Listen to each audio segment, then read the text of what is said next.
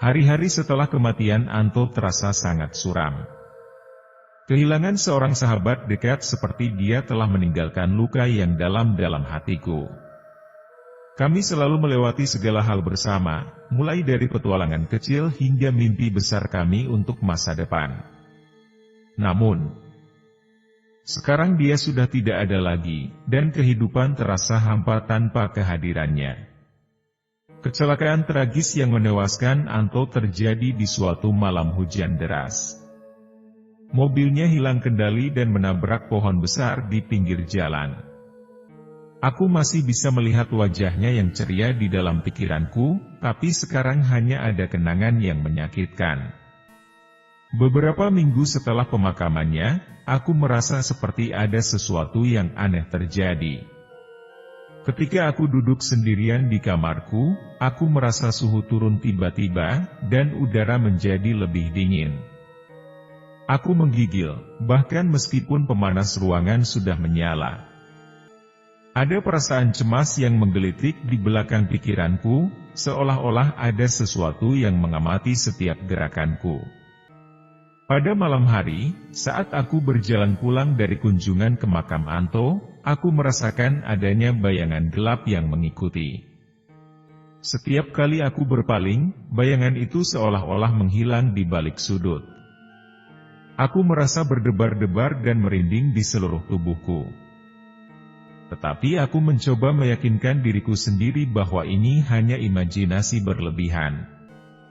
Namun, semakin hari, keanehan semakin nyata. Aku mulai mendengar suara-suara aneh di rumahku.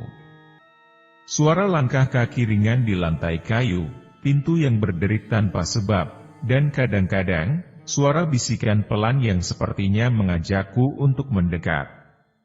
Pada suatu malam yang gelap, aku terbangun dengan tiba-tiba. Kamar gelap gulita, hanya diterangi oleh cahaya bulan melalui jendela. Aku merasa sesuatu yang tidak bisa kulihat ada di dekat tempat tidurku. Napasku memburu ketika aku mendengar suara perlahan di telingaku, "Tolong aku." Aku duduk dengan tegang, mata terbelalak. Suara itu terdengar begitu dekat, tapi tidak ada yang bisa kulihat. Aku mencoba menemukan sumber suara itu, tapi ruangan tetap gelap dan sunyi.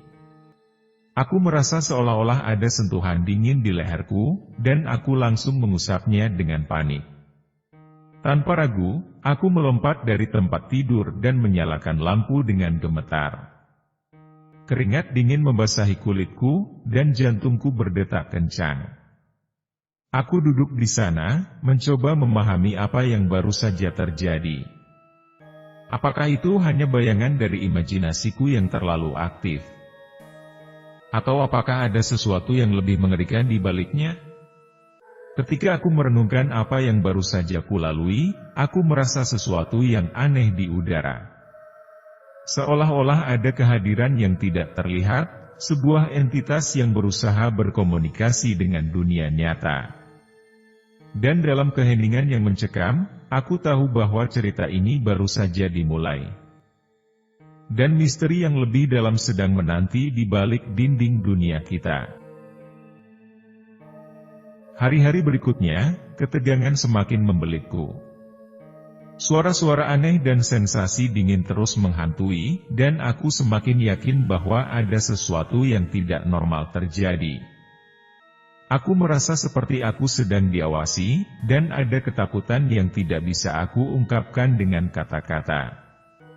Suatu hari, aku memutuskan untuk mengunjungi makam Anto, berharap bahwa aku bisa menenangkan diriku dan merenungkan semua yang telah terjadi. Namun, saat aku berdiri di depan makamnya, angin berhembus dengan aneh dan tiba-tiba cahaya remang-remang muncul di sekitarku. Aku merasa seolah-olah ada sesuatu yang mendekat, dan detak jantungku semakin cepat. Dan di hadapanku, sosok samar terbentuk dari cahaya redup. Aku menatapnya dengan campuran rasa kagum dan ketakutan. Sosok itu mulai membentuk wujud, dan aku menyadari bahwa itu adalah wajah Anto. Namun, wajahnya terlihat murung dan sedih. Aku tahu kamu di sini, suaranya menggema lembut di udara. Aku mengangguk perlahan, Anto? Apakah itu benar-benar kamu? Dia mengangguk dengan lembut, dan wajahnya dipenuhi dengan campuran emosi. Aku terjebak di antara dunia ini dan yang lainnya. Aku tidak bisa pergi, tidak bisa bergerak lebih jauh. Aku tidak tahu harus berkata apa. Aku melihat sahabatku yang sudah meninggal di depan mataku, dalam bentuk yang aneh dan tak terduga. Tapi dalam hatiku, aku merasa kewajiban untuk membantunya, apapun yang terjadi.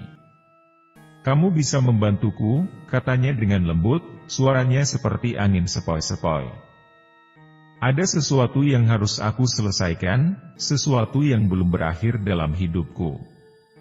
Aku menelan ludahku, mencoba memahami kata-katanya. Apa yang harus kamu selesaikan? Dia menunjuk ke arah sebuah foto keluarga di makamnya, sebuah gambar yang menampilkan Anto bersama orang tuanya yang tersenyum bahagia. Aku melihat kedua orang tuanya yang sedang meratapi kepergiannya, dan aku menyadari apa yang harus dia katakan. Aku belum sempat meminta maaf pada mereka, ucapnya dengan sedih.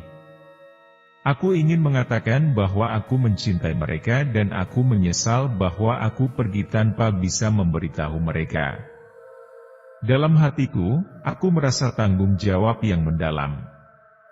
Aku tahu bahwa aku harus membantu Anto menyelesaikan hal ini agar dia bisa mendapatkan kedamaian yang dia butuhkan. Dengan penuh tekad, aku mengangguk pada Anto. Aku akan membantumu, kataku dengan tegas.